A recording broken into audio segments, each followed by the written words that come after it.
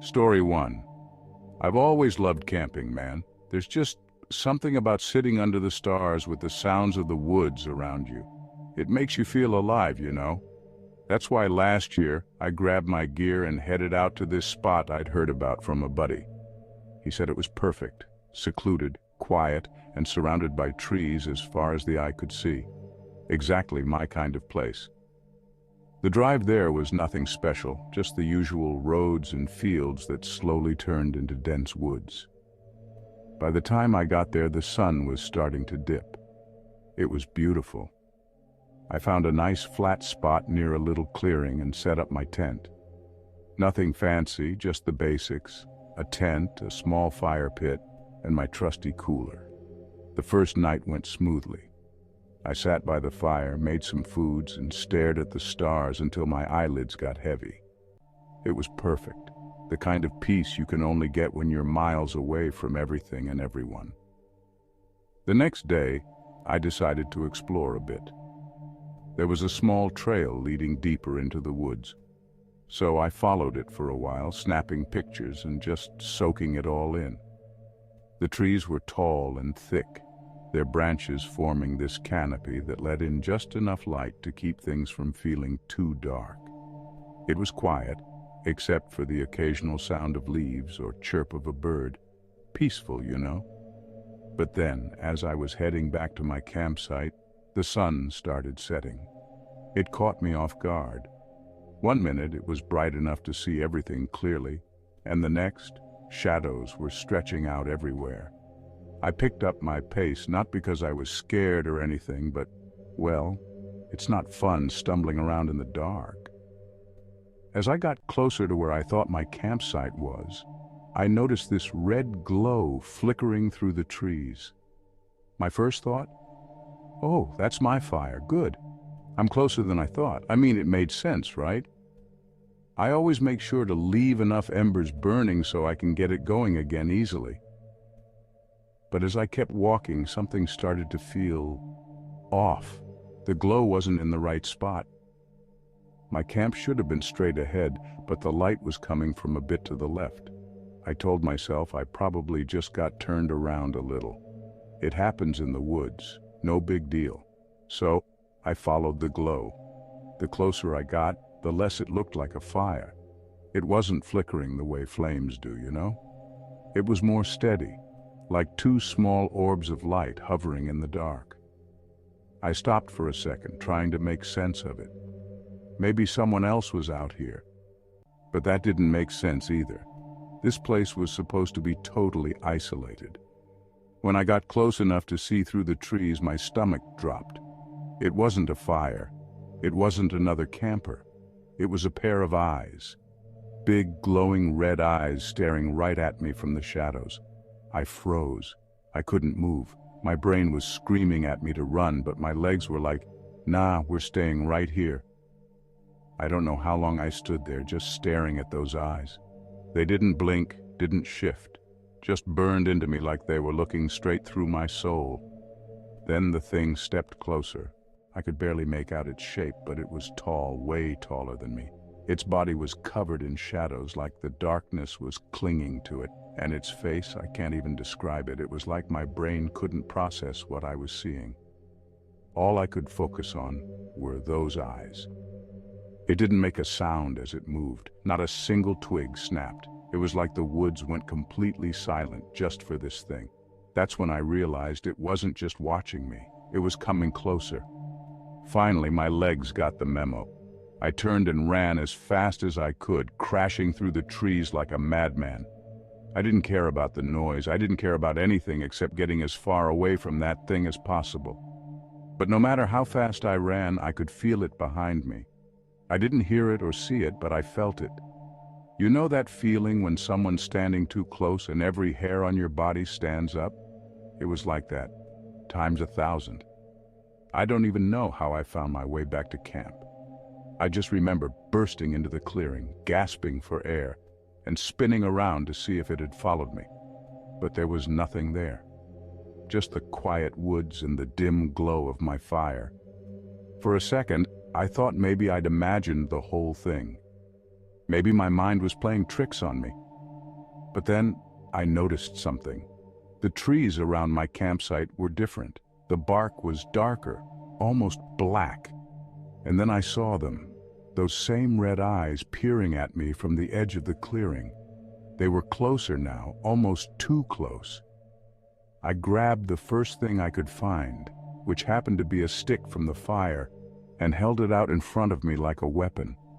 Not that I thought it would do much, but it made me feel a little less helpless. The thing didn't move. It just stood there, watching me, like it was waiting for something. My heart was pounding so hard I thought it might burst. I wanted to scream, but my throat felt like it was glued shut. And then, it smiled. At least, I think it was a smile. Its mouth stretched into this wide, jagged grin that didn't look even remotely human. The sight of it made my stomach drop. I don't know what came over me, but I dropped the stick and bolted. I left everything, my tent, my gear, all of it. I just ran and ran until I reached my car. My legs were jelly, and my lungs were on fire. I didn't even bother to catch my breath before jumping in and peeling out of there. The whole drive back, I kept looking in the rearview mirror, half expecting to see those eyes staring back at me. When I finally got home, I locked every door and window and sat in the middle of my living room with all the lights on. I didn't sleep that night. To this day, I have no idea what I saw out there. I've tried to make excuses. Maybe it was a trick of the light or my mind playing games. But deep down, I know it was real. And the worst part? Sometimes when I'm lying in bed late at night, I swear I can see that red glow in the corner of my room. I tell myself it's just my imagination, but I don't know. What I do know is I'll never go camping again. Story 2. The day started out great. We set up our tents, built a fire, and had a laugh at how bad Jim was at hammering tent stakes. The site was pretty isolated, surrounded by woods on one side and a big open field on the other. It felt perfect, like one of those spots where you can just forget about the rest of the world for a while. Jim, though, kept looking around like he was waiting for something to jump out at him. I brushed it off, thinking maybe he'd had too much caffeine or something. "Dude, relax," I told him. "It's just us out here." Later, as the sun dipped behind the trees, the vibe shifted. We'd gone for a short hike and were sitting by the fire when Jim suddenly got real quiet. I asked him what was up, and he just shook his head, staring off into the dark like he'd seen something. "Did you hear that?" he whispered. I listened, but didn't hear a thing except the crackling fire and some crickets. "Hear what?" I asked, trying not to laugh. "Footsteps," he said, looking pale. Now, I don't spook easily, but the way he said it made me sit up a little straighter. "It's probably a deer or something," I said, trying to keep the mood light, but Jim wasn't having it. After an hour of him jumping at every little sound, he decided he was sleeping in the car. "It's safer," he said, gathering his stuff and making a run for it like some monster was chasing him. I laughed and shook my head. "Suit yourself," I called after him. I figured he'd feel dumb in the morning and we'd laugh about it over coffee. I stayed up a little longer, enjoying the fire and the quiet. Eventually, I crawled into my tent, zipped up my sleeping bag, and drifted off. I don't know how long I was out when I woke up. Something wasn't right. It wasn't a noise that woke me exactly. It was more like a feeling, that creepy sensation on the back of your neck when someone's watching you. The first thing I noticed was the breathing. Heavy, slow breathing, like someone was sitting right next to me. At first I thought it was Jim. Maybe he'd gotten over his nerves and decided to come back to the tent. "Jim," I whispered, my voice barely audible. The breathing didn't stop. It was steady, deep, and way too close. I could feel the hairs on my arms standing up. I reached out toward the other side of the tent where Jim's stuff had been earlier, but my hand hit nothing but the cool nylon wall. That's when it hit me. Jim wasn't here. He'd taken all his stuff and gone to sleep in the car. My stomach dropped. For a second, I just froze. My brain was scrambling to come up with a logical explanation. Maybe Jim had come back but hadn't brought his stuff. Maybe it was an animal. But deep down, I knew neither of those made sense. The breathing got louder, more deliberate, like whoever or whatever it was wanted me to hear it. I grabbed my flashlight, fumbling with the switch until it clicked on. The weak beam of light cut through the tent, illuminating nothing but the fabric and my sleeping bag.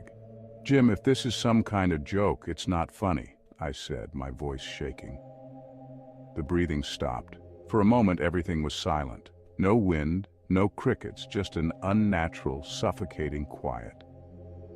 Then the tent wall to my left caved in slightly, like someone or something was pressing against it from the outside. I shot up, my heart pounding so hard it felt like it was trying to escape my chest.